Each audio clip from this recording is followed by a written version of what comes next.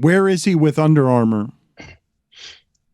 So this is complicated. I think you kind of have to understand the history in that Steph left Nike for Under Armour for like $4 million a year. I think it was 2013 before he became a mega star. And within a couple of years, he won a championship, and Under Armour was suddenly worth, I think he was estimated to be worth $14 billion to Under Armour. And he knew that. He knew he mattered to them and to Kevin Plank, the founder and then CEO, who has this kind of myth of founding Under Armour out of his car when in fact he was selling it out of his grandmother's $31 million mansion in Georgetown. And I think Steph appreciated that kind of underrated underdog vibe from when he was an under-recruited prospect. And that's his whole kind of theme of his brand is underrated. And yet he began to feel like he was underrated by Under Armour. And so Plank,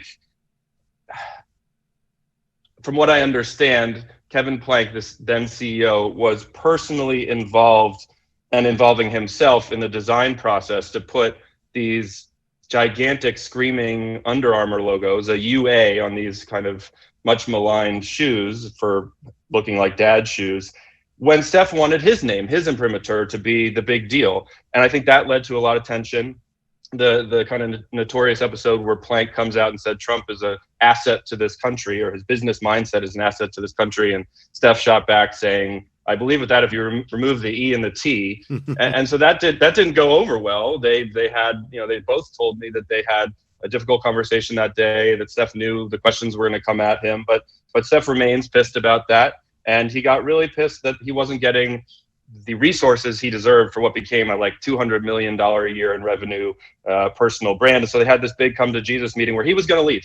He was going to leave. It was like an or else situation. They gave him the resources he deserved, or he felt like he deserved.